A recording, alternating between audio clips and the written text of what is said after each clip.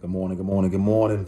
Rise, pray, grind, and leverage. Good morning, everybody. Look, we're going to get into this and give you this work. Today's video is sponsored by Millionaire Mentality. Yeah, that's hot, right? Going over to Executive Life page, put your order in so you can get them shirts out there. Also, this video is sponsored by CNC Property Management. If you are a tenant and you're looking for a rental property, please hit up CNC Property Management. They'll find you a home. Very good at what they do, proven systems.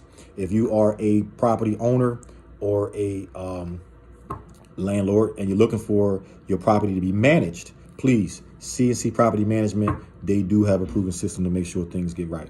All right, so let's get into this. Let's get this work. Somebody jumped in my inbox, shot me a message, and they wanted me to touch on Philadelphia sheriff sales. So this is a lot, but I'm going to give you the basics. If you want more, please give me a call. Shoot me a message and I can get more into details with this about you, put you in the right direction on if you want to get into this sheriff auction buying properties. First 15 minutes is always on me. All right. Never got to pay for the first 15. All right. So Philadelphia sheriff sale. The sheriff sale is a very, very, very unique system that the city of Philadelphia have with selling properties for tax liens, tax delinquencies, and foreclosure sales. You do not, and I repeat, you do not have to pay to get into the sheriff's sale.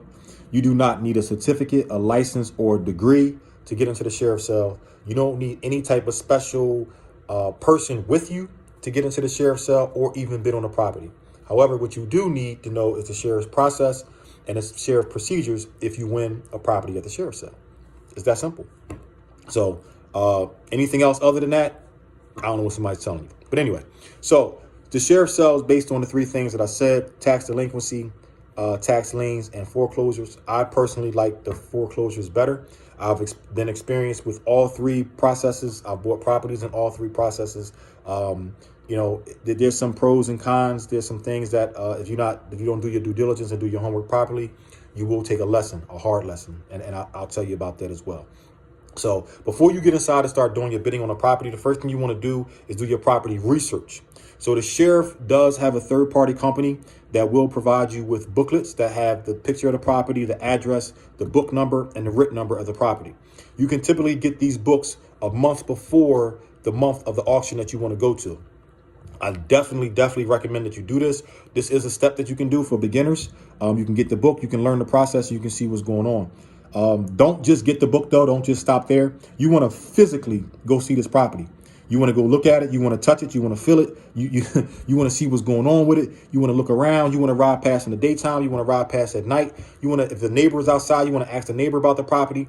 You want to do your due diligence and your homework before you start bidding on this property. If you have realtor friends, such as myself or other people out there, you can probably get deeper and getting some background public records about the property. If you have friends in the title and abstract company, they may be able to give you a prelim of the background of the property. And if you have none of that, you can always go down to the city of Philadelphia, to the public records, and do your own digging. But please do your homework before you go into these properties and bidding on these properties. If not, you will learn a lesson, a hard lesson, and it will discourage you from being an investor to buying from the auctions. So you do your homework, you get to the auction. Once you get inside the auction, the bidding process starts.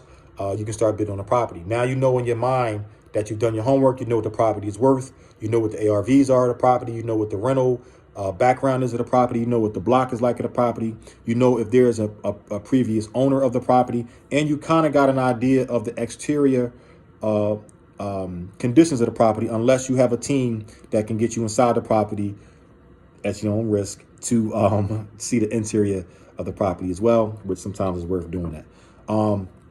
So down you're there and you're starting your bidding process. When you bid on a property, if you are the winning bidder of the property, you need to have 10% down when you purchase the property.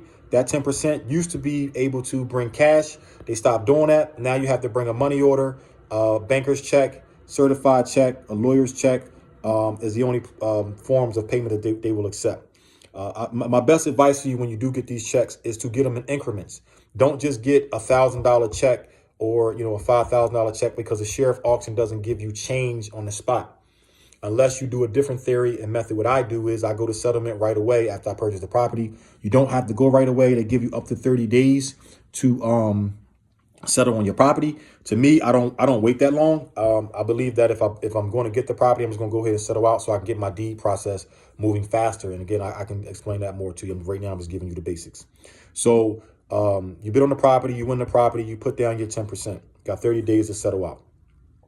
Once you win the bid, I would immediately go to the property and check to make sure that the property is in good standings. Make sure, the property is exactly what you saw days before you went to the auction and everything is all good. One thing that you don't want to do, which I see a lot of people get caught up in this, is that they don't do their research or they don't stick to the plan. If you did research on property A, B, C, and D, stick to your plan of property A, B, C, and D. Don't jump to Z, K, Y, and J because you didn't do no research on those properties. Even if you're outbidded, if you get outbidded at the auction, pack up, go home, come back the next day. Don't let the emotions, and I talked about this before, real estate, you have to separate your emotions. Don't let the emotions get running where you start bidding blind on properties that you have no idea what you're doing. You're going to take a lesson, and you don't want to take a lesson. So pack up, go home, try it again, right? So going back and forth to the auction, like I said, I like the foreclosures, and here's the reason why. When you purchase or when you are the winning bidder of a tax lien and a tax delinquent property, there's a process called rights of redemption. The property owner or the property person of interest has up to 9 months to file rights of redemption to regain this property back. Yeah, facts. 9 months. So if somebody is telling you that you can buy this property and you can do all these wonderful things with this property and you okay, don't worry about it, please pick up the phone and call somebody that has the experience and has been through this process, okay? There are a lot of things to worry about. Yes, you can buy a property and you can flip it to another investor who's well versed in this process and don't mind taking the risk. But if you buy this property and you flip it to somebody who has no idea that you bought this property from a sheriff's sale, and within the 9 months, somebody filed for redemption, you're going to have something on your hands. And you're going to have a hard lesson, not only for you, you're going to have a hard lesson for the person that purchased the property from you. So please be transparent and let people know that how you purchased the property, sheriff's sale, you did a tax lien or tax delinquent, and that comes with a 9-month redemption period. Okay? It doesn't mean that you lost your money. If somebody does file rights of redemption, the sheriff does try to protect you. They do have to pay you back your money plus 10% plus repairs. Now, you might say, at one point, I was just doing it for the fun of it and hope that people did file rights of redemption so I can make 10% of whatever money that I put up. So if you if you are the winning bidder for $40,000 and somebody files rights of redemption and they win the bid, you get back $40,000 plus $4,000 for the 10% and any repairs that you did. Not a bad deal, I guess, if they file rights of redemption and get the property back within a month or two, right? But from my experience, I've never had anybody get the property back. I've had rights of redemptions being filed, but nobody has ever been successful. My proceedings going to court and got the property back. Another myth is when they say that you get 10% of your money back plus repairs. People, stop making up your reason or your definition what the word repair means. You get repairs, not rehab. So don't get a property and think that you're going to go in and rehab the kitchen, rehab the bathroom, rehab the entire place to be resold. And if the person filed rights of redemption, you're going to put your rehab costs on the price of the sale. The sheriff is not awarding you, or the judge is not awarding you the price of a rehab. It's only repairs. Repairs mean if the concrete up front was busted up, you repaired the concrete because it was a safety hazard. You're going to get that back. If the roof was caving in and it was a safety hazard, you're going to get that back. If, the window was falling out and it was a safety hazard, you're going to get that back. You're not getting back the money for a rehab. You're getting the money back for a repair. Know the difference, please. I've been down that route. You're not getting that money back. You're only getting back the money for the price that you paid for the property plus 10% plus the repair. That's it. That's all you're getting back. All right. So the reason why I like foreclosures is because there is no rights of redemption. The tax lien and the tax delinquency, if you can have the owner or you can have somebody who is of interest and they can file this rights of redemption. As long as they can prove within 90 days before you went to the sheriff's sale that they was living on the property, they can file.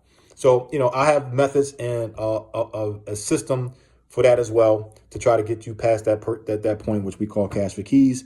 And sometimes I can get you past that. So I don't want to make this video too long. We're going to have a part 2. I'm going to go into sheriff sale lessons, what I've been through from my rights of redemptions, from my buys, my purchases, and my flips from the sheriff sale. All right. So stay tuned. Hit the notifications. Follow through. I'm going to be transparent. Truth is proof.